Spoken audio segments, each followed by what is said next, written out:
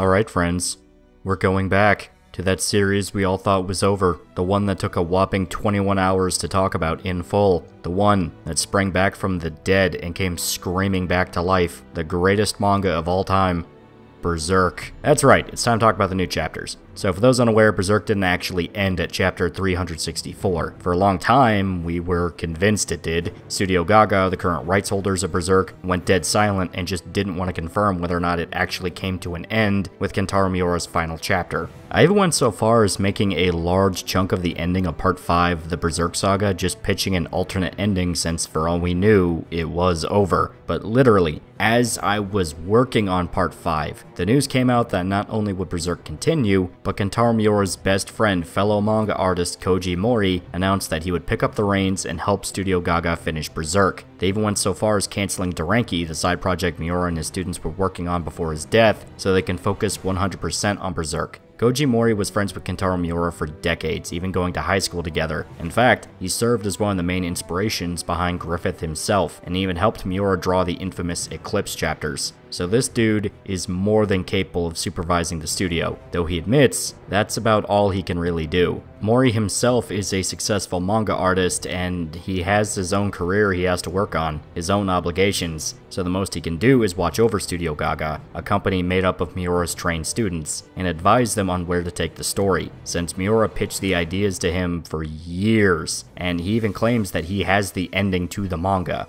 Not only that, but the newest arc, Fantasia, was actually not that far away from ending. It was only a small handful of chapters away from actually finishing up, 6 to be precise, come chapter 364. After that would begin the endgame to Berserk. Now we don't know if the coming arc after this is the final arc, or if it's the lead up to the finale, but either way it shows that we were a lot closer to wrapping this story up than we realized at the time. Some people consider Chapter 364 to be the ending of Berserk to them. Qintarra Miura helmed the ship for 30 years, so to them it died with the captain, and that's not unreasonable. They'd rather close Berserk off as an extremely solid story than risk having hope that a bunch of strangers won't fuck things up. But personally, yeah, no, there's no way in hell I'm letting things end off with that cliffhanger, holy fuck. Now, some of you guys might have zero clue what Berserk is or what I'm talking about. You just click the funny little notification by the Gremlin Man on the big red website. Well, to put it simply, watch the Berserk Saga. There's so much context necessary to explain the story and why it's important. It's about the only real suggestion I can say. To catch up fans who might not remember the setup for these new chapters, Guts and his party journey to the homeland of the elves, Elfhelm, hoping to seek shelter from the demons and heal Casca's insanity. But during their quest, Griffith orchestrated a massive war with the Kushan Empire, ruled by the demonic king and unknowing pawn of the god hand, Ganishka. This was all to create the perfect conditions in order to merge the realms of the astral world together, mixing reality and fantasy, resurrecting the old empire that belonged to the ancient warrior king Geyserik. As the journey intensified, Guts was forced to don the Berserker armor, a cursed set of armor that drives him completely insane during battle and turns him into a feral killing machine. It also has the side effect of draining his strength, senses, and the pure strain it puts on his body rapidly ages Guts. He's like 24 or 25, but he looks like he's in his mid-50s. They did eventually make it to the island with the help of Farnice's brother and her arranged fiancé Roderick. They also meet a young girl named Isma who is a Marrow, and after they help her and her people defeat the sea god, they're personally guided to Elfhelm by Isma's mother. They arrive on the island and find a colony of mages living in harmony with fairy tale creatures. The entire island bathed in a positive vibe thanks to the massive spirit tree sitting in the center, so no demons can even approach it. They make contact with Danan, also known as the Flower Storm King, and she offers to heal Casca with a ritual. Farnice and Shrike, I am keeping this pronunciation purely because it pisses you people off, have to enter her mind and physically put her back together, experiencing all of her memories, traumas, and emotions she felt in her life. The ritual works and Casca is restored to sanity. But there's a catch. Any reference to the old days causes Casca to flash back to the eclipse, and she breaks down back into insanity. And I do mean any reference, such as just saying Judo's name or looking at Guts. She can't look at him or hear his voice anymore. Any attempt causes her to have a panic attack. Despite this, the party try to adjust to their new lives on the island. Farnice and Shrike are accepted as mages by the island's inhabitants, with Farnice wanting to learn how to become a healer, and Shrike allowed to begin training in the more advanced forms of magic, including how to survive in the astral world after death. Serpico is just happy to be with his sister, and enjoys how the quest finally allowed her to find a purpose. and begin growing as a person. And Isidro is just excited to be on this reality-bending quest, still just as braggadocious as when he was introduced, though his crush on Isma is very obvious. And Guts doesn't have anything. He can't be with Casca, the only thing he wanted when he started this whole journey. But it seems like destiny isn't done with him yet. Skull Knight arrives to the island, guiding him to the dwarven blacksmith who made the berserker armor, to teach Guts how to wield it properly. He's given a cryptic vision of the past, of the old kingdom burning after being sacrificed to the God Hand. A different God Hand than what we've seen before, but there's one more vision before it lets Guts go, of a woman who looks a lot like Danan, dying in the arms of the armor's previous owner, King Geiseric. Yeah, Skull Knight is Geiseric. Once again, the hints weren't subtle. But other than that, that's all Guts really gets. Confirmation that Skull Knight himself was sacrificed and views him as like a kindred spirit. That's just a single answer, and it's to a question he didn't really care about. Other than that, his body's ruined, he can't be with the woman he loves, and he even begins to detach away from the party, believing that Casca deserves to be happy with them, and all his presence would do is ruin things. He hides himself away from them, preferring to train on his own and just watch from a distance. Then, things got weird. The Moonlight Child showed up, just out of nowhere, appearing in the middle of the island. The party at first believed he was the familiar of Danan, like a watchdog making sure they don't mean any harm to the inhabitants before guiding them to Elfhelm, but she has no idea who the kid is, so that theory is dumb. Guts seems to know who he is though, or at least he has an idea. Still, the kid is allowed to play with everybody, and thanks to the time distortion on the island, they're able to spend a full day with the child. Casca in particular latches onto him, almost like a real mother with her son. You even get this really cute scene where Guts and the Moonlight Child have a fake sword duel with twigs. It all seems like a wholesome way to close out the Fantasia arc.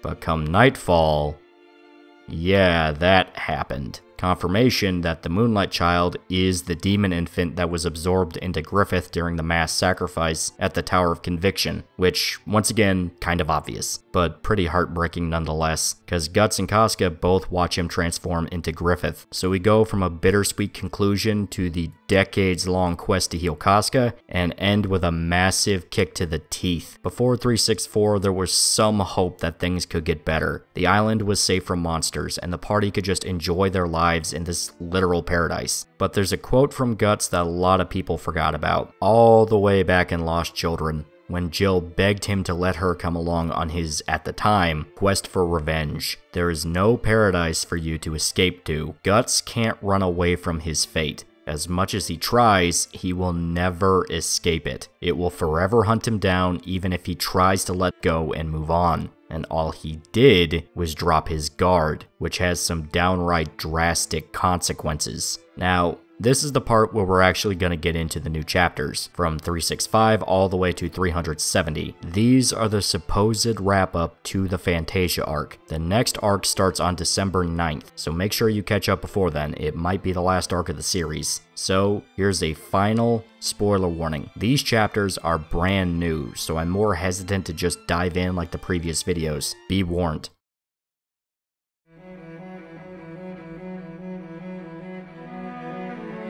So chapter 364 ends with Guts and Casca watching the Moonlight Child, which Casca only just realized might be her son, right as he transforms into Griffith in front of them. An entity of pure, unadulterated evil just showed up right in the middle of Elfhelm, which is the closest thing the characters know as heaven. This chapter, 365, begins a little bit before Griffith's transformation. We even see a quick sequence of Puck flying through the air before him and even the Marrow sense something from within the island. In fact, every creature feels it. Something powerful breached the barrier, and they're afraid. Cut to Shrike in the hut, spotting Casca right as she runs out the door, much to her and Evilir's confusion. They go to check on her and see Casca standing in the doorway, watching Guts standing before him, Griffith. And remember, any hint of the old days makes Casca have a breakdown, and she does, completely freaking out while her brand sprays blood. Memories of the horror she's seen flood her mind, the charm Flora made exploding off her neck, which seems to make the bleeding worse, now firing out of her brand as she collapses to the ground. Shrike meets Griffith's eyes, and the sheer power of his presence has her scream in fear. Casca is fully consumed in her panic attack, while Guts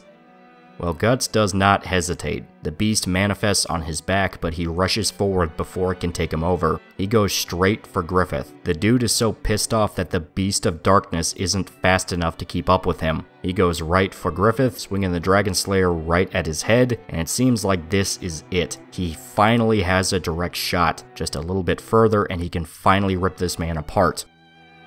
But he misses. No.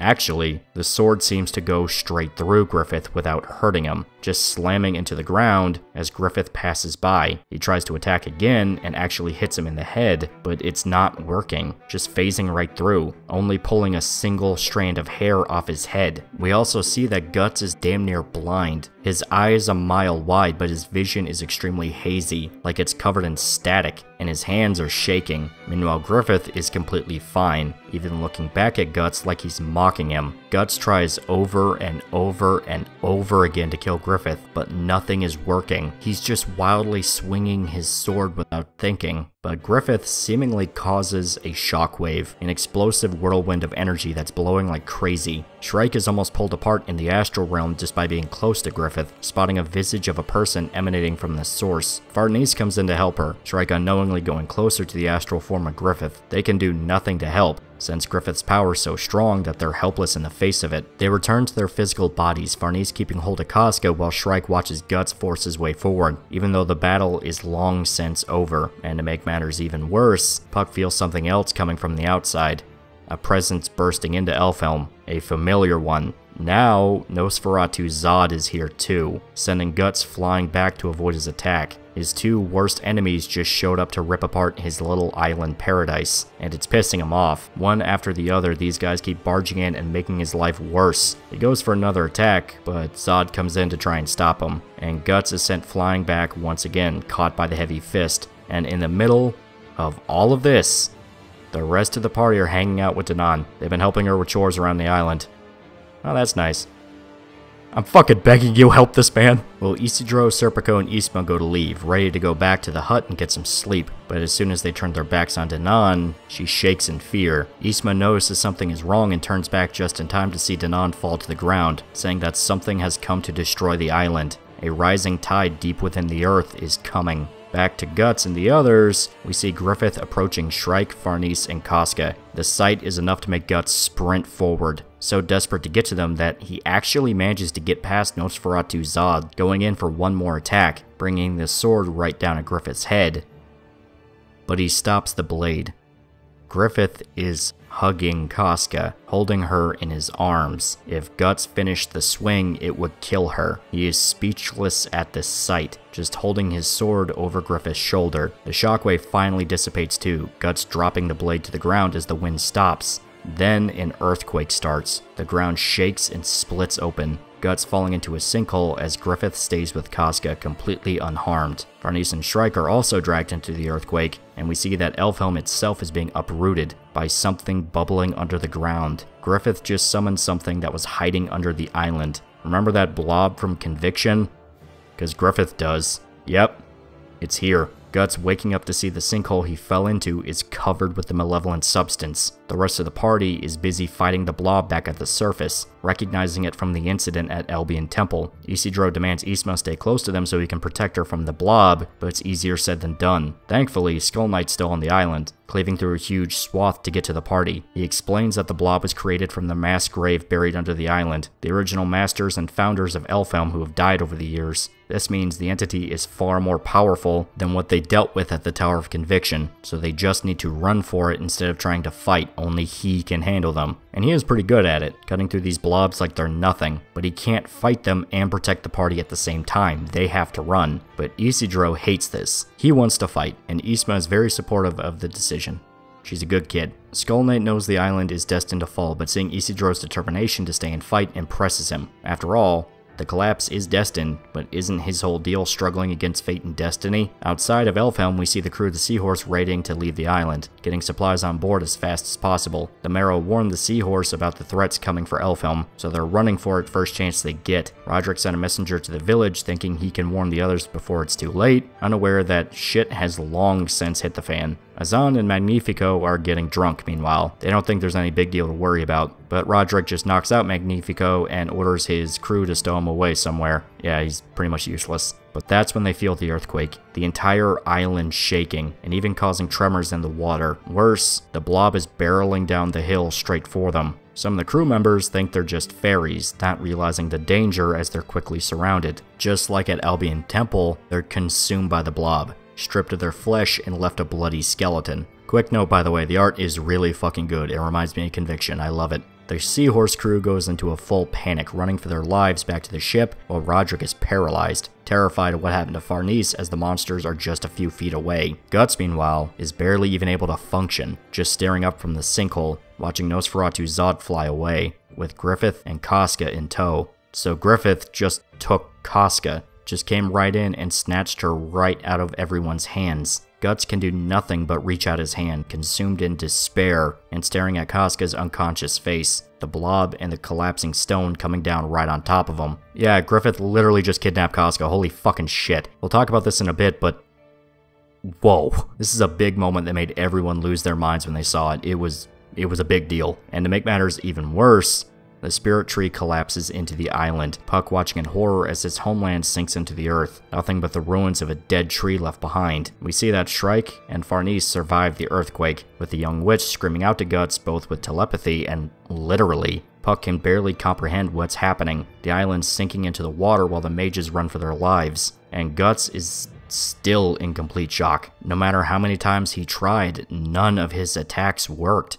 He was powerless to save Casca. He's so consumed by this that he's not even registering what's going on around him. Before long, the island breaks apart, sinking into the ocean and scattering around in the seawater. The only positive is that the blob burns away once it touches the ocean. Roderick was saved by his crew and in complete shock, needing to be taken out of it to come back to reality. The crew notices the blob's weakness hitting both fire and ocean water, but they've got a lot of crew members that are stranded. The Marrow can't save them all and the waves are getting worse. Eventually, only a small chunk of Elfhelm is all that remains, the mages and the sailors barely making it to the little dry land they have left, Isidro simply asking if this is all real. Danan doesn't say anything, simply glowing bright with magic. She's casting a spell that affects Isma too. Danan simply saying it's time to depart this world, and then it happens. As Isma calls out to Isidro, she vanishes, just her dress left behind. The rest of the magical creatures follow suit, all glowing bright before vanishing into the air, leaving behind the beaten, exhausted survivors, all alone, in the ruins of Elfhelm. Guts simply on his knees, defeated and leaning on his sword. The next chapter starts sometime after the destruction of Elfhelm. The survivors are loaded onto the ship, Serpico and Puck finally reuniting with Shrike and Farnese. While the rest of the Elfhelm creatures vanished, Puck and Evalira stayed, most likely because they're so attached to the party that they just refuse to leave them behind. I'll talk about this in a bit since it is a little vague. Still, the party is back together, mostly. Serpico notes that they're missing some people, Guts and Casca. The mention of her name causes Farnese to break down crying. She couldn't do a single thing to help. Her job was to protect Casca, but Griffith just swiped her away without any resistance. Even after all this time, Farnese feels completely useless. Isidro is just speechless, still reeling from the loss of Isma. The whole party are just broken. They can't find anything to say or any way to pick up their spirits. They lost, and they lost bad. That's when someone decides to show up. Morta, that witch girl that Shrike befriended. She survived the collapse, and she's quick to take charge of the situation, grabbing Farnese and telling her to get her shit together. They have wounded on board, and they need her to help with healing them. Farnese wanted to be the white mage, so it's time to act like the fucking white mage. Farnese composes herself, realizing that they have to get up and do something to help. Shrike wants to help too, but Morta stops her. She says that Guts was brought onto the ship, and he wasn't okay. He's just staring up at the sky and mumbling to himself. He's broken, and that's bad news if the Berserker armor activates. You have a ship full of wounded people all stuck in a tight space. If the armor takes control, there's nothing anyone can do to stop him. Shrike really should go talk to him and make sure he's okay. She runs off, and we see that Isidro is just shaking. He's still trying to come back from what happened. Roderick, meanwhile, is right back to his old self, making sure all the survivors are on board, taking note of lost cargo, and demanding his men ready to set sail before anything else horrible happens. He even asks if Guts is okay, and when they tell him that he went into the crew quarters alone, Roderick panics. Guts has those special circumstances they have to watch out for, so he starts banging on the door, begging him not to do anything stupid. But Guts doesn't even register the noise. He's just staring at the Dragon Slayer propped up against the wall. He sinks to the floor, the force causing the sword to clatter to the ground. And Guts finally realizes, after all this time, even when he had literally nothing, no one in his life, and no home, he always had his sword. It never failed him. He could always depend on it no matter the situation. It was really all he had, and now when it mattered the most, it completely failed him. The sword went straight through Griffith, not doing a damn thing to him, except pulling a single hair. To Guts, it really seems like he lost everything, from his reason to live to the reason he kept living. And that's how Fantasia ends. Not with a bang, but with a whimper, like a beaten dog. What was supposed to be an arc about healing, fixing your problems, and uniting as a family, ends with probably one of the most depressing endings in manga. We lost Danan, Elfhelm, Isma, and worst of all, Casca. Griffith kidnapping her and taking her to God knows where. That paradise everyone thought Guts could live out the rest of his days on was torn apart. That little shred of hope wasn't just snuffed out, it was brutally executed. It's probably the most hopeless ending of any arc, and that's fucking saying something, considering this series. But this is truly the first time we've seen Guts be defeated, and I mean truly, undeniably defeated. Even after Golden Age, he had his anger and his fury to lean into. While it was a grim ending, Guts at least knew he could make the demons pay, to punish them and use vengeance as his way of moving forward. It wasn't healthy, Christ, not by any means, but it gave him a reason to keep going. The end of Fantasia, though, even his anger failed him. Griffith came in like a literal god, and Guts could only swing his sword around like an idiot, hoping it can do something. And the reveal that Griffith is basically immortal raises so many more questions. Guts couldn't touch the God Hand before, but he could at the very least make Slann feel pain. She was hurt when her and Guts fought in Quilfoth. Is this because people literally worship Griffith? Is he actually just God now? And think about this, the Beast of Darkness never appeared. It manifested on Guts' back, but it never took him over. Griffith was so powerful that the manifestation of rage inside of Guts didn't even try to come out, just leaving Guts alone in his despair. That's fuck's sake, man. Give this guy a hug. Varnice, be his concubine. Cure his depression by being his witch waifu. Fucking do it. But the aspect I think is really underrated is Isidro. Guts suffered his first defeat in a long time, but this is Isidro's first real tragedy. He hasn't lost anything through this whole journey. It's why he could be such a positive kid along with Puck. Sure, he got his ass kicked 6 ways to Sunday, but losing Isma was the first time he really felt a tragedy. He lost the girl he likes, and the new home he thought they could all live on was torn to pieces. He's not like the others who dealt with some horrible shit as the quest went on. Even Shrike lost Flora.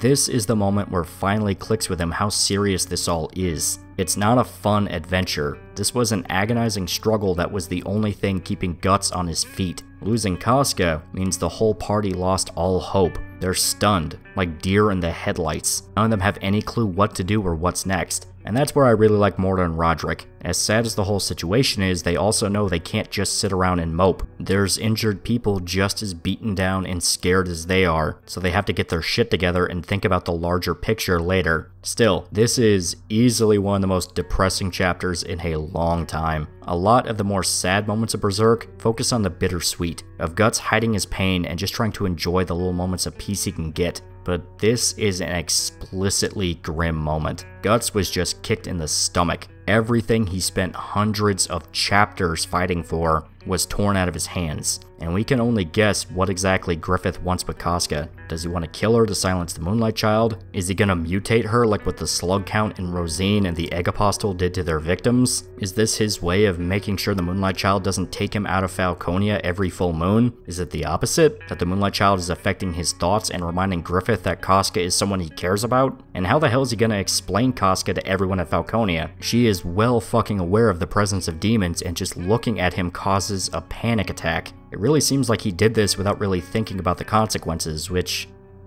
that's kind of familiar, actually. I'm not making any concrete guesses, but there's no way on earth this can end well. For Griffith, there's too many moving parts, and even his demon charisma can't bullshit a lie big enough to explain this. Charlotte fucking met Casca. She'll instantly recognize her. Plus you have Luca and her friends. But the part that really stuck out to me was something Skull Knight said, that Elfhelm was destined to collapse. The only reason the island broke apart is because Griffith himself showed up. Something nobody saw coming, since it was a consequence of the corruption of Guts and Casca's child, and it being absorbed into Griffith. How the hell could Skull Knight know about this? Danan didn't even really know. She wasn't sure what the Moonlight Child represented. Guys, that character who talks in cryptic riddles and knows a lot more than what he's saying, I think he might know more than what he's saying. Like, he really just showed up on Elfhelm right before the island collapse. Yeah, he said he was there to get his armor repaired, but frankly, I think I'm gonna call bullshit. Now, I don't buy into the theory that Skull Knight is evil like some people do, that he's just a selfish asshole manipulating Guts to use in his own personal quest for revenge. I do believe that, yeah, Skull Knight has his own revenge plan, but I think his schemes might actually surpass the God Hands in their depth. The whole merging of the realities, that might not have been a mistake. But we won't know until December, which might begin the final arc, or next to last arc, or however many is left. Point is, we don't know. Still, we can officially say we wrapped up the Fantasia segment, and it's a splash of cold water compared to all the hopeful and downright wholesome character development we've been getting lately. But there's one last thing I keep thinking about. Griffith had the chance to leave Guts alone and let him stay on the island with his loved ones. He could have ruled Falconia forever and really win in the end. Then he showed up and stole the one thing Guts had to keep going, the woman he loves and has dedicated his life to protecting. And you blow up the grave of the wife to a 1,000-year undead warrior king. And you think you can go straight back to your city like nothing ever happened. So I just want to know, why would you push these men to violence when they've spent their whole existences perfecting it? Until next time, please remember to like, comment, and subscribe. See you guys.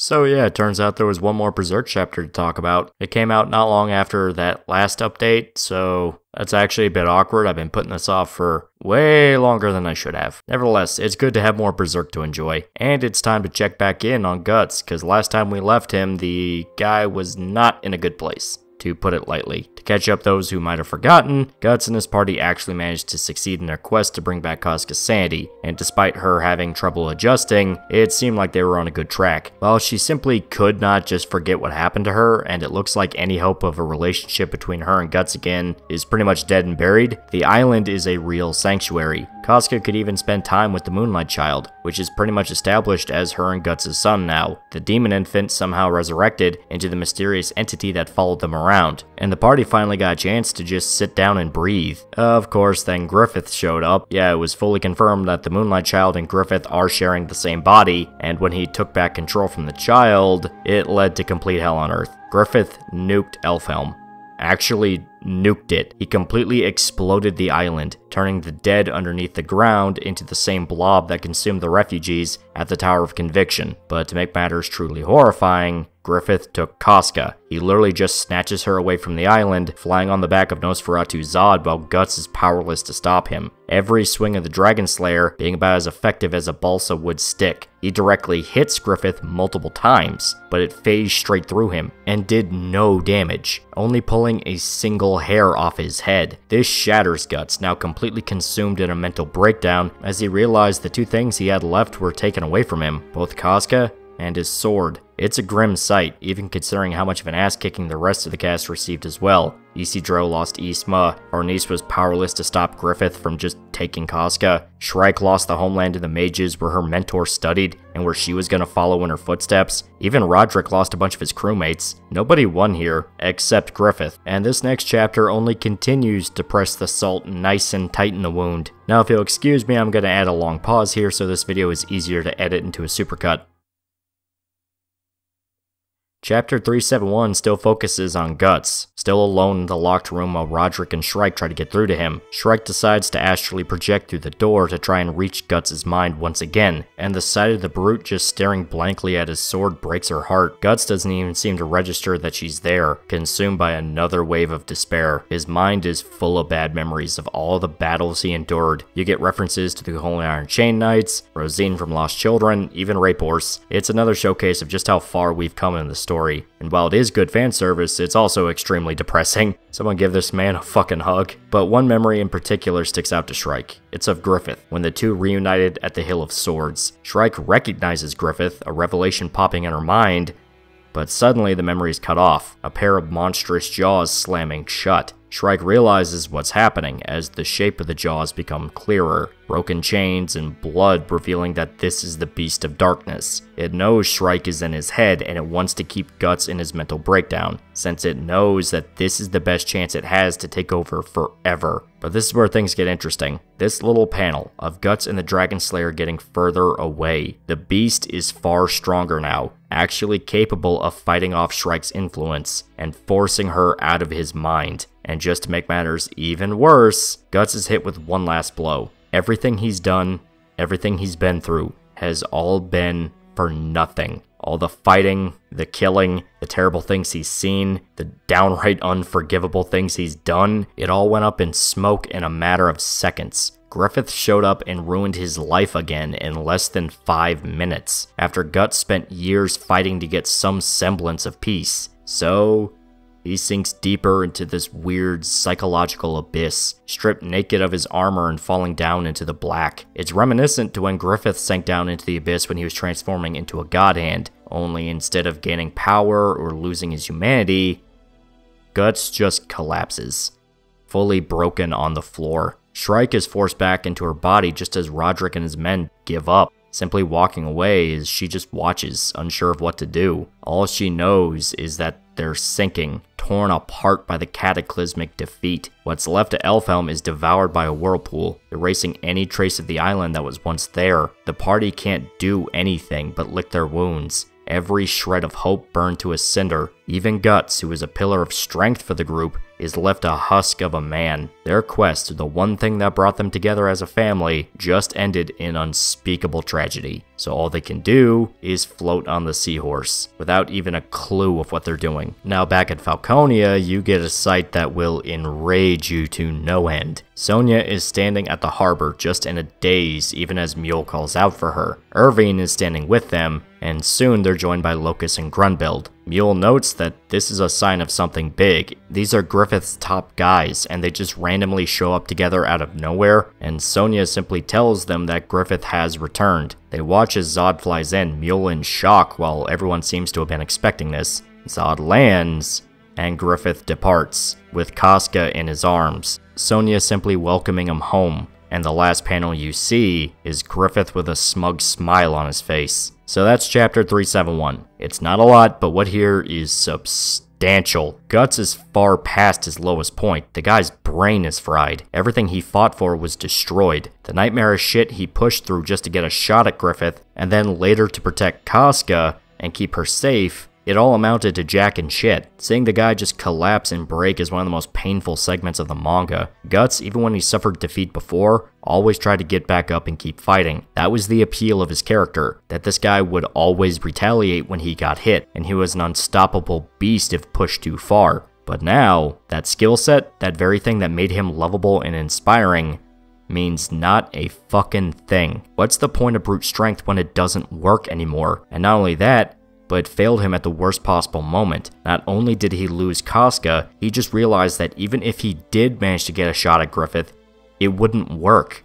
Griffith doesn't care. He was never affected. The most he could do was pull a single hair off him, even after multiple direct hits with the Dragon Slayer. It especially does not help that the Beast of Darkness is clearly influencing his mental state, forcing Shrike out of his mind and allowing him to spiral down deeper. This was actually a surprise when it happened, because the Beast was dead quiet when Griffith actually showed up on Elfhelm. We still don't really know why it did this. Some people think it's an all according to Keikaku style plot, that it intentionally didn't do anything when it stared Griffith in the face to fuck Guts over, but I'm not really sure about that, because we saw that Guts literally couldn't do anything against him. I'm not sure how the beast getting involved would have changed anything. It's basically just Guts' imaginary friend. Personally, I'm going with the interpretation that the beast held off simply because Griffith was that powerful. When Shrike and Farnese entered the astral world, it was literally like standing next to a hurricane to be that close to Griffith. Maybe the beast was intimidated and only wants to take over now that it thinks it's safe. And I mean, yeah, this would be the time to do it. It's a stretch, I admit, but speculation's all we have at the moment. It hurts to say that, but the interesting part is the segment in Falconia. Sonya and the top apostles are waiting on Griffith. Oh, sorry, I meant apostles. I forgot the T, don't worry. I caught it that time, don't worry, guys. But yeah, it seems like they knew he left and were expecting him to come back. Do they know about the Moonlight Child? Did they know he was going to take Casca? Why? What was the plan? Do they think Casca can separate the child from Griffith? Is that even the idea? What is the plan? Why do they care about Casca now when we've just seen that they could have easily taken her at any moment beforehand? Were they plotting to destroy Elfhelm and just thought to kill two birds with one stone? This part brings up a lot of questions, and it pretty much confirms that Sonya is well aware of Griffith's demonic nature. I mean, she always knew about demons and apostles, but this fully confirms that she knows that these things are fucking evil, and she herself might be pretty damn evil. If she knew Griffith was on his way to destroy Elfhelm, then she knew why he cares so much about that, meaning she knows he's a god hand, and that says more than enough right there. Because remember, the explanation is he wants to target magic users because they're the only ones that can stand against him. For Sonya to be aware of that, she would have to be aware of why magic users would want to fight Griffith in the first place. If she simply predicted that he would go and kidnap Casca, she would have to know A, who Casca was and Griffith's history with her, which, yeah, definitely would not be a good rabbit hole to go down, and B, she would have to know why Griffith would care so much about it, which once again leads into that rabbit hole I discussed. Technically, Griffith came out of her rabbit hole, but the big question is what the hell are they planning on doing with Casca? Because her being in Falconia is such a recipe for disaster. She knows what demons actually are, what Griffith actually is. She's still a sacrifice. She knows who is and who is not a demon, and can demons really control themselves around her? They basically view her as fodder to be slaughtered and raped, because all they have are their evil desires. Sure, Griffith seems to have disciplined them, but is that gonna last with literal living bait right in front of them? Not only that, but you have Luca and her girls. They met Casca before. Granted, she was insane, and there's no doubt she's gonna be locked up inside of Griffith's castle instead of being allowed to roam free, but Casca isn't a dumb peasant girl, she's an experienced warrior. It's a legitimate risk that she could escape. Of course, that's assuming she can actually get her mind together and be able to face demons once again, but point is, this is a massive powder keg of a situation, and personally, I love it. I'm super hyped. But this is the only chapter we have at the moment, since the manga is apparently right back on hiatus, which is fun. I'm not angry at all. Why would you think that, motherfucker? Nevertheless, this is a damn good chapter, and I really hope we get some news about when the next one's gonna drop, but sadly, gonna have to call it here. Until next time, please remember to like, comment, and subscribe. See you guys.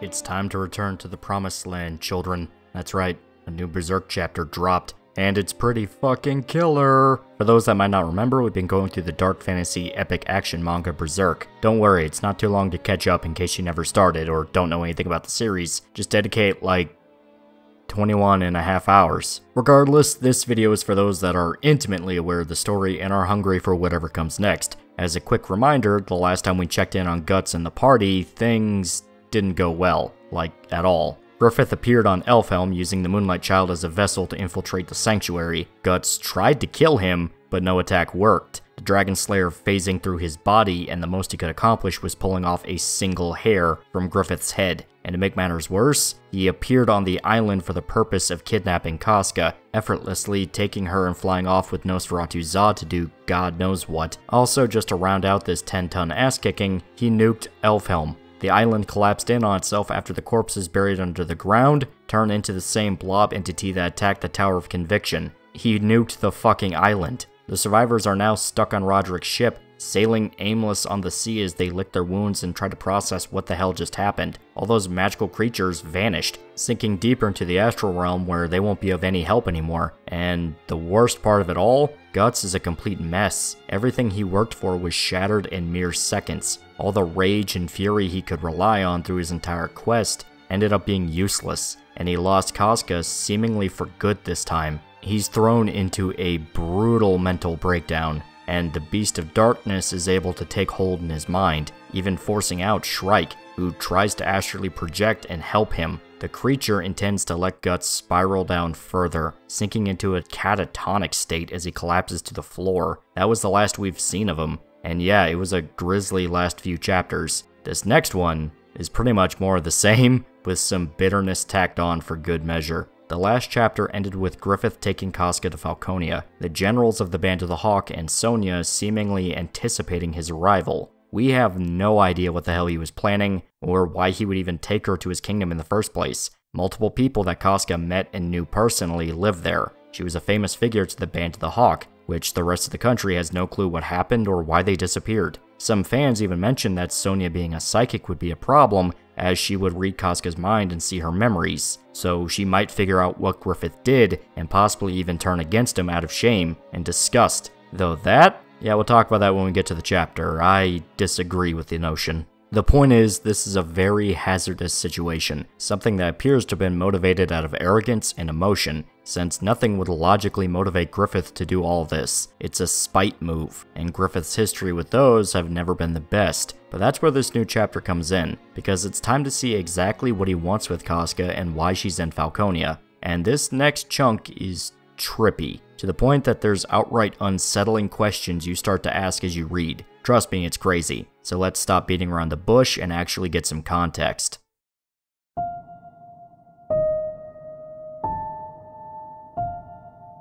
The chapter opens up with Casca watching the island collapse, still conscious as she's flown away with Griffith and Zod. Her thoughts immediately turn to Guts, seeing him walk away in her mind as she gets further and further. By the way, as a quick note, some people point out this set of panels look exactly like the end of the 97 anime intro, which if that's an intentional Easter egg, that's pretty clever, not even gonna lie. But then something weird happens. Casca wakes up. She's in a large mansion, yet instead of freaking out or trying to escape or even figure out where the hell she is, she actually seems pretty comfortable. She gets out of bed thinking that everything that just happened was all a big dream. Servants come to her bedside, telling her good morning and getting her dressed for the day. No one comments that she's unfamiliar or a new guest. It's outright routine, or at least it seems so. Casca is ready for the day, wearing a big red dress created by some hotshot dressmaker. The maids all give her compliments while Casca is just silent, almost like she's in a daze.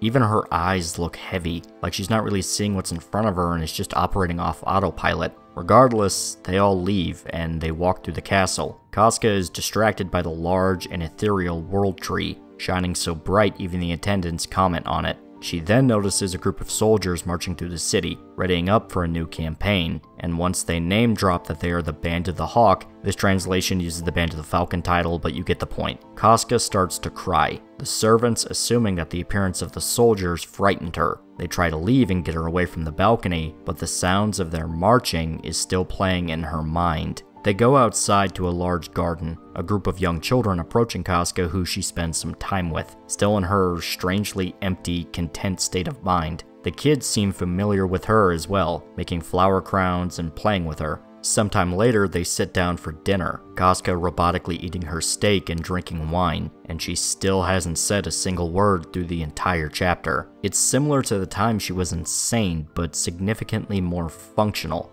She can dress herself, walk normally, and apparently still has her own thoughts, even crying at the mention of the Band of the Hawk. She's just empty, like a doll. That night they help Casca take a bath, her trying to relax in the water, and noticeably, her brand isn't bleeding. In fact, they haven't mentioned it at all this entire chapter so far. She mindlessly touched it once when she woke up, but it never mentioned any pain or blood. And you'd think a city full of demons would have that thing firing blood like a fire hose. Griffith's presence alone should have Casca in agony, yet if she feels anything, she's not showing it. In the middle of her bath, Casca is suddenly hit with memories of the party, a quick flash of her time on Elfhelm in her mind, but as soon as it appears, it's smothered in her brain. She seems to not even recognize the memory, left more confused by it than anything. She's apparently still thinking about it as she sits alone in the mansion, just resting in her chair. Then something happens. We don't know exactly when, whether it's in real time or a flashback, but we see Casca freak the hell out, fighting her maids so violently that they're forced to call the guards in to subdue her. Casca retaliates by chucking a vase at them, then disarming one of the guards of his sword and disarming him. Casca tries to escape, pursued by an entire army of Griffith soldiers, screaming in her thoughts that she needs to get back to the party, and especially to Guts. In fact, she's specifically trying to make it back because if she doesn't, then something will happen to him. It's vague, but I can guess what it is, though we'll talk about that at the end. In the end, Casca is captured, and we see her return to her bed, back in her dazed, fugue state and falling asleep for the night. It then jumps to Griffith, his generals bowing before him. It turns out Casca is being watched by Irvine, who reports to his master that the bird now dozes peacefully in her cage, and that her flight is over. Zod is revealed to be listening in as well, but he's noticeably further away,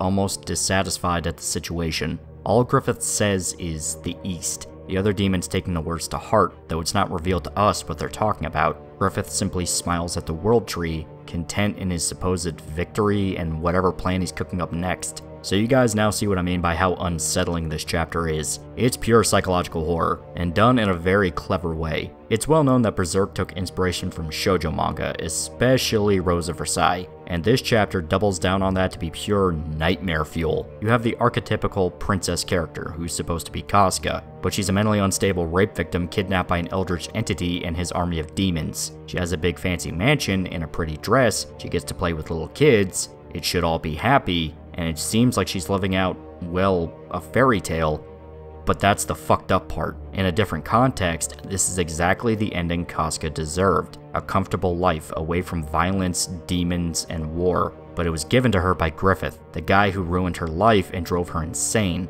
In fact, she already got her happy ending. That was her time with the party on Elfhelm. It was a literal paradise, full of explicitly good-natured creatures. Griffith blew that up, killed God knows how many mages, and brought Casca against her will to his city to basically give her the exact same thing. And that raises the big question, why? What's the intent behind this? Like, why is he doing all this? Does he actually want Casca to be happy? If so, why? Is it the Moonlight Child affecting his motives? Because technically they are the same being, or at the very least they're sharing the same vessel. Maybe he's got some lingering protective urge to make his mother happy. To make it less well-intentioned, Griffith sort of always thought Casca as one of his tools. He may have had some lingering affection back during Golden Age, but ever since becoming a demon, it's become pretty clear that he quite literally views people as his property. They're all characters in his big grand story that's being written, so it could be that he thinks Casca still has some role to play before all this is over, and is essentially just yoinking his doll away from Guts. It could mean Rapunzel stuck in her tower, or it could go full-blown bloodborne demon impregnation if that's the worst timeline. And hell, there's also the possibility he could turn her into a mutant, like what other demons have done to their victims. We don't know, and that's the scary part. Another detail to point out is, of course, Casca's state of mind this whole chapter. She's in a daze the entire time, never talking, just going along with whatever the maids wanted her to do. And the few times she remembered something, it's quickly snuffed out in her brain. It's blatantly obvious she's been brainwashed, her memory's suppressed, though not perfectly so. She's not completely amnesic. It's just that there's something fighting in her head to keep her passive, and that incident that happened seems like an earlier memory, most likely when she first arrived. So then that raises the question of just how long Casca's been here. It's clearly enough of a chunk of time that Casca is able to be sucked into this routine, and her mind taken over by whatever's messing with her. My guess is around a month, but we won't know until the next few chapters. The only reason I say it's a month is because that seems like a decent enough time for the story to be pushed forward without it being a little too ridiculous, because I mean, what, are all the people on the seahorse just rolling around for like a year straight? Nah, you know what I mean. Another question to ask is, was this the only freak out by Casca? Has she tried to escape more than once? If so, is she well known across Falconia? Because that brings up the issue of other people knowing her, and probably being curious as to what's her deal. Charlotte fucking talked with her during Golden Age. She's gonna know something is wrong. and Luca and her girls. Sir Owen and Sir Laban knew about all the big players to the Band of the Hawk. They outright welcomed Rickert, who is a lesser known one. Of course, they'd want to meet one of Griffith's second in command from the old days. This is a secret that is not going to be kept for very long, especially since Casca outright took a dude's arm off during an escape attempt. That guy is probably going to be pissed about that, and he's going to tell his friends about the crazy lady that Griffith brought to town. There's also the issue with Zod. Some people point out that he looks detached from the rest of the war demons. He's not facing Griffith during the debriefing, staying further away and outright looking unhappy. Some fans theorize that he's pissed at how Griffith is wasting time on Casca, since Zod is a warrior that lives to fight stronger and stronger opponents. If he views her as a potential flaw in Griffith, it could cause a rift to develop between the two. Zod never really went along with the rest of the demons in regards to the God Hand's plots. Hell, the way Griffith won him over was by beating his ass. The rest of the demons just instinctively went along with Griffith, but Zod he had to prove he was the strongest. It could actually become a source of conflict. I saw a theory floating around that he actually feels bad for Guts and Casca, since Zod respects Guts as a fighter and dreamed of the two fighting to the death one day. So seeing Griffith pull such an underhanded trick that psychologically broke Guts might not be sitting right with Zod. There's also another one going around that maybe he's just sick and tired of peace. Griffith is trying to unite the world under one flag, so there be an end to war, at least so he claims. That completely goes against Zod's existence. He lives to fight. He only wants to fight stronger and stronger people. His dream is to find somebody that can potentially kill him.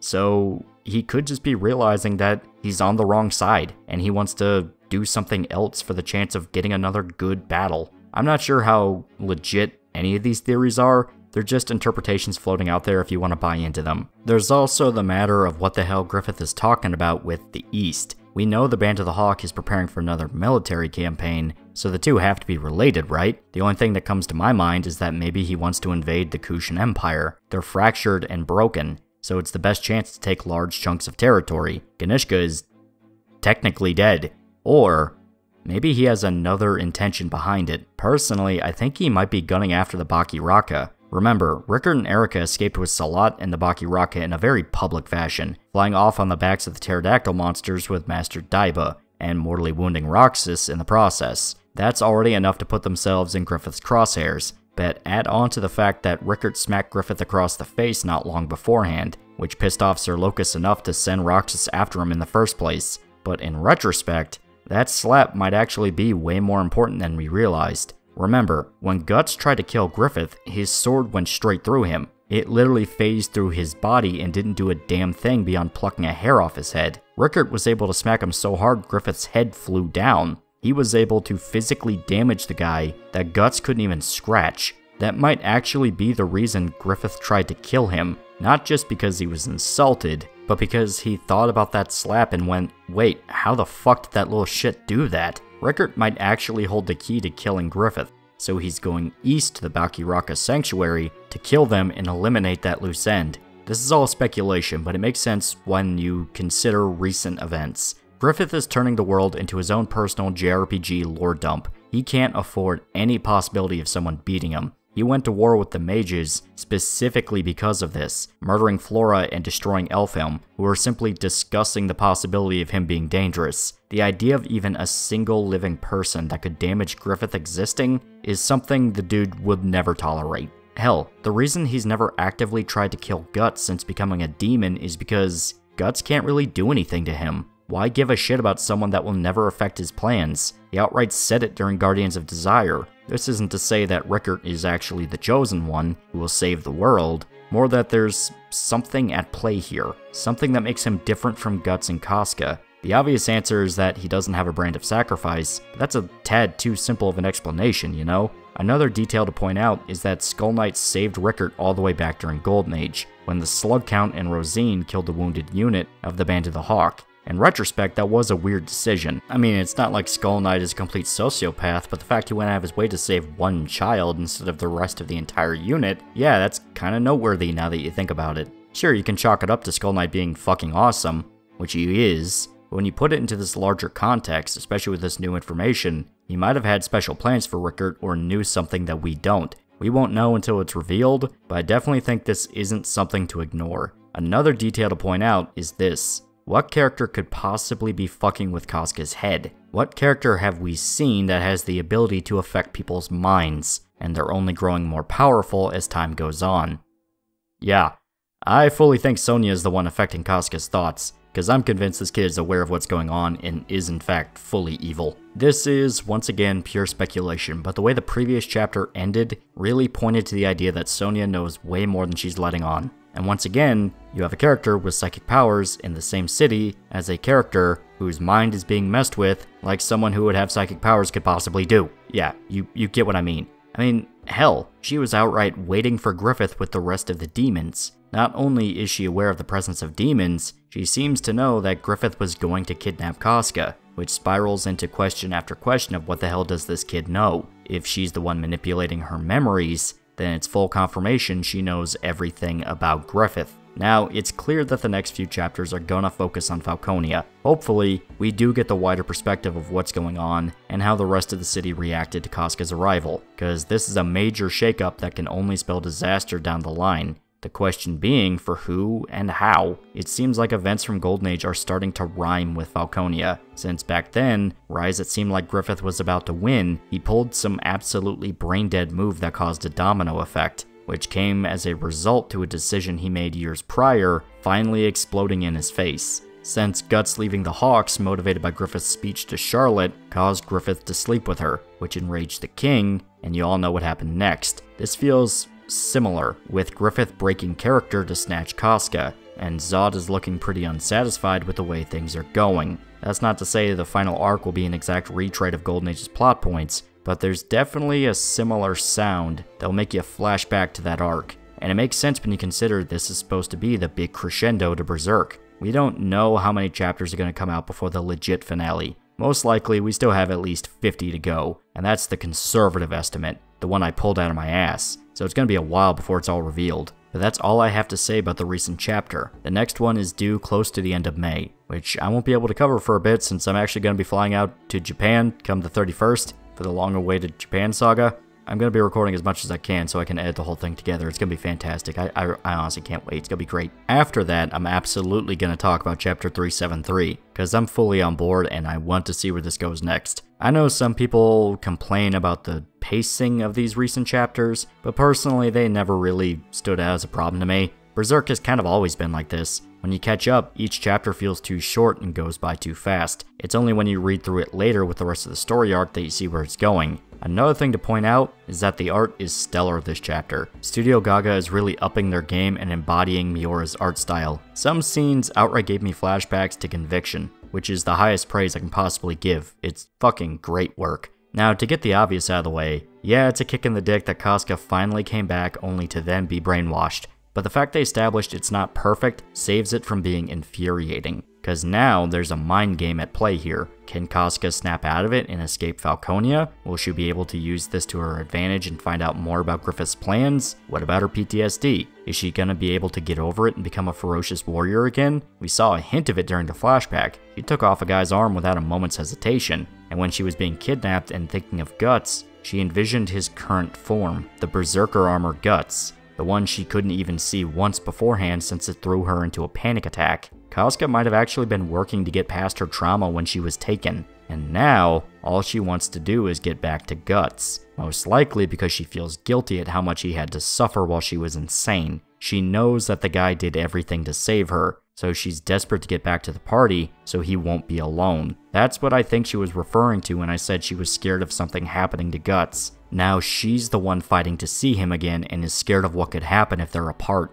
since now she's intimately aware of how much he's banged up, all to protect her. Plus, the party is her new family. That's the new group she wants to spend the rest of her life with, since they all care about each other. And Griffith basically just shoved her into an imitation. It looks big and grand and expensive. It's this magnificent kingdom, but it's hollow, like how she is right now. On the outside, she seems content, but it's because she's not really thinking about anything. She's not allowed to think. As painful as it was when she remembered the old days, she was genuinely happy on Elfhelm with the party, with that shitty little island with the mages, those little fairy tale creatures. Even though it hurt her to be next to Guts, it's what she wants to do. This all harkens back to something I brought up in the actual Berserk Saga video. when I talked about the difference between Guts and Griffith and how they approach relationships. Griffith is very superficial. All the relationships he has are based on manipulation and lies, looking great on the outside and seeming like he actually cares, but he doesn't. You're a tool in his eyes, and he will discard you the minute he thinks it's useful, compared to Guts, where there's so much more conflict, so much more anger and emotion. There were times when the party outright hated each other and tried to kill each other, but when they finally came together and were able to become the party, you saw a bond form that is going to stick with them for the rest of their lives. No matter how much shit they had to crawl through, they did it together, and they did it for Guts and Casca. So you know for a fact, they're going to pick themselves up, dust off the pain and the blood and the sweat, and they're gonna go get her back. This chapter really went above and beyond, and I am beyond hyped for the rest. Hopefully we get a consistent batch before the next hiatus, because this story beat is extremely interesting and I can't wait for the next update. But we're gonna have to call it here. Reminder, the next chapter comes out the 26th of May, so we're not actually that far away from the next one, maybe about 2 weeks, at the time of this video at least. Another thing I want to mention is that you might have noticed some of the music in the background. Well, one of the tracks used during the video was actually composed by a guy named Clarity. Yeah, composed. He's a guy who makes his own original music, and he's been on sort of a project to do a full soundtrack for Berserk. He takes a lot of cues from stuff like the Souls series and especially Bloodborne. Check him out, he does great work. Until next time, please remember to like, comment, and subscribe. See you guys.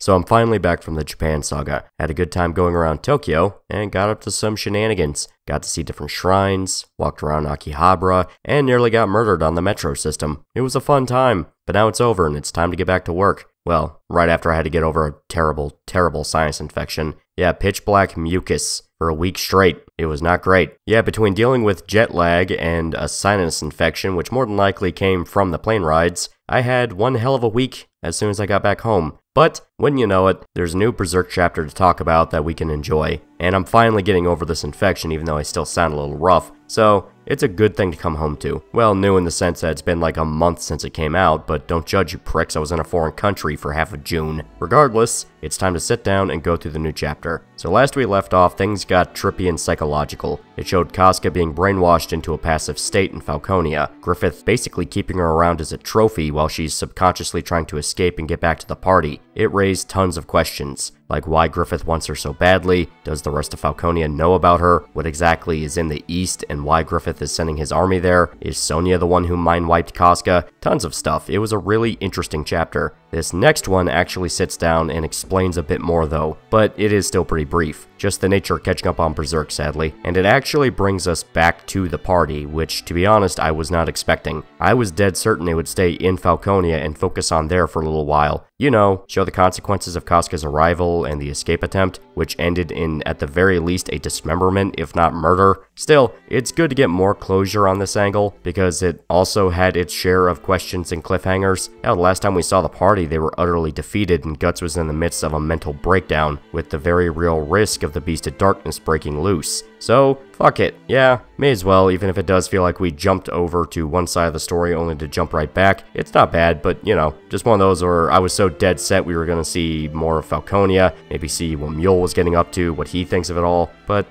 just not how it played out. Regardless, let's head back in real quick and get to the chapter. So it begins on the Seahorse. Serpico says they've been looking for Isidro, but the boy has been dismissive, like he's not really paying attention or gives a shit at this point. It's revealed that Shrike is preparing a magic ritual to track down Casca, but even this news isn't enough to excite the boy. Serpico tries to explain the details of how it'll all work, but Isidro just sighs and says he doesn't get it. The loss of Isma was a major gut punch for Isidro, who's now just floating through things, filled with both angst and apathy. He just doesn't care anymore. His big adventure in life stopped being fun, and the reality is too bitter for him. Serpico points out how dire things have gotten. I mean, Elfhelm is gone for good, and to make things worse, the mages that live there are starting to lose their magical abilities. They're just people now. The fact the party was unaffected is really the only victory they have to work with, but Isidro is still consumed in his depression. Simply going ain't that swell. Because remember, he's a young kid. He's never had to feel a crushing defeat like what some of the other party members have gone through,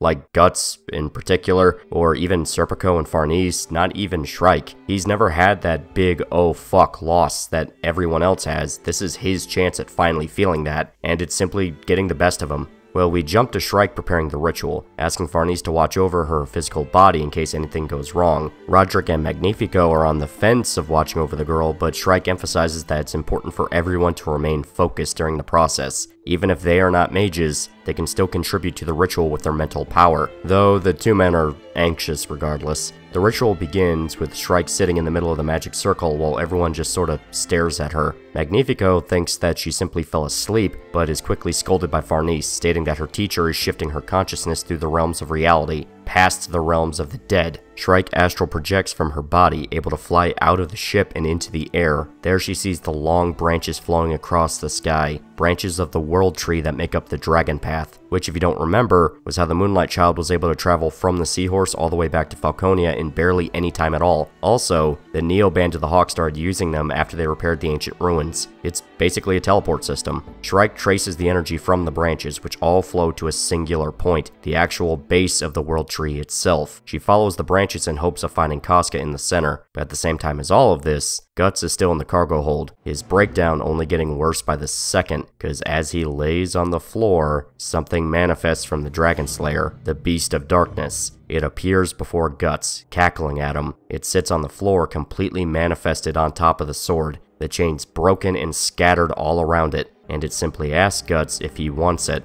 Power. The suggestion incites Guts, who reaches out and grabs the Dragon Slayer. He rises to his feet, the beast motivating Guts to raise his weapon once again. It seems that Guts is gonna fall back into his old habit. He's gonna let his anger override any other feeling inside of him, simply stop thinking and get royally pissed off. But that doesn't work this time. He hallucinates Griffith standing on top of the Dragon Slayer, like he did his old broadsword all the way back in Golden Age, when he beat Guts in the very first duel they ever had together. The image shakes him, breaking out into a cold sweat and even vomiting onto the floor. Guts is once again sent to the floor, where the Beast of Darkness mocks him. He says that Guts cannot deny the creature any longer. His brand limits him. His flesh restrains him. He must give everything to the beast. His blood, his pain, even the creaking of his bones. Give in to the Beast of Darkness, and it promises to give him the power to kill Griffith. No clue what it plans to do, considering the last time Guts fought Griffith, the Dragon Slayer phased right through him. It didn't do a single thing beyond pluck a fucking hair. But it's obviously the beast just playing on his fears and broken mental state to take over for good. It's not a good situation, and someone needs to get Guts out of his own head before it gets any worse.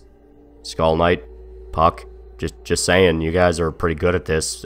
Fucking help this man. But as it turns out, some people actually had the same idea. In the worst way possible. The ship is suddenly attacked by unknown boarders. Chains bursting through the windows and smoke bombs blasting in the room where Shrike and the others are attempting the ritual. Turns out the attackers are Kushans, but we don't know what type of Kushans they are. Could they be remnants of the Kushan Navy who still think they're fighting the war? Could it be a Kushan unit at the Band of the Hawk? It could even be a chunk of Bakiraka looking for supplies themselves while on the run. We just don't know. All we do know is that they are hostile, barging into the ship and taking everyone they see as prisoners. Farnese is desperately trying to keep Shrike's body safe amidst the chaos, but the Seahorse is overrun, the crew too beaten and tired to fight back. The final page shows a group of Kushans entering the cargo hold, where they see an unconscious Guts on the floor. So as you can see, this is a short but sweet chapter. It gives us more details along with raising new plot points, like Shrike going on her journey to the World Tree where she'll hopefully track down Casca. You also have Isidro dealing with the loss of Isma and how that's turned him from an energetic kid to a lot more broody and kind of an asshole, almost similar to how Guts acted during his own childhood. Guts and his struggles with the Beast of Darkness, where it seems that manifestation of all his worst traits is slowly winning. We even see that Griffith has broken Guts so badly that he's legitimately traumatized from their last fight. He couldn't even lift his sword without flashing back to Griffith and puking. So not only is there a physical block preventing Guts from killing him, but now there's a mental one as well. If Guts saw Griffith again, the dude might legit become catatonic. The asshole finally did it. He broke his nemesis so badly that it seems like the only choice Guts has at this point is to use the Berserk armor to even think about facing him again. And who knows if that'll actually work. The beast assures him that the power he'll receive is worth the price, but it's also a manipulative entity of sheer evil that lives in his head, about the worst imaginary friend a guy could ask for. We still don't know what happened with Rickard ever since he went to the Bakiraka Sanctuary, so hopefully we'll get some answers on that, especially considering Guts and his friends just got attacked by Kushins. Things are getting wild to say the least. Unfortunately, there's no word on when the next chapter is coming out. A lot of people thought it would come out within the next few days of when this video comes out, but no. Young Animal is a monthly magazine, and it usually comes out on Fridays. That's a rough estimate, but whenever you get a solid release date, it's always sort of matched up with a Friday. A lot of people thought it would come out on the 25th of June, even though that's a Sunday, and shocker, no chapter came out. We're just kind of stuck without really knowing when the next one's coming, because we got that classic to be continued warning.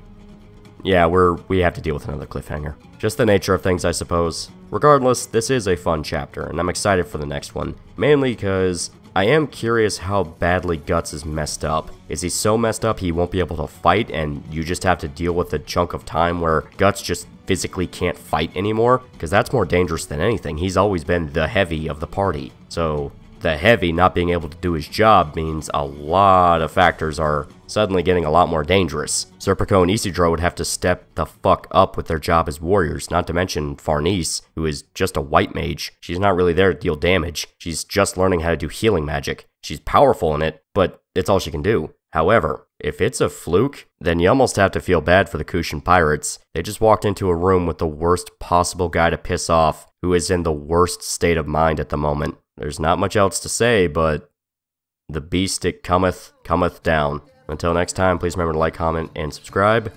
See you guys.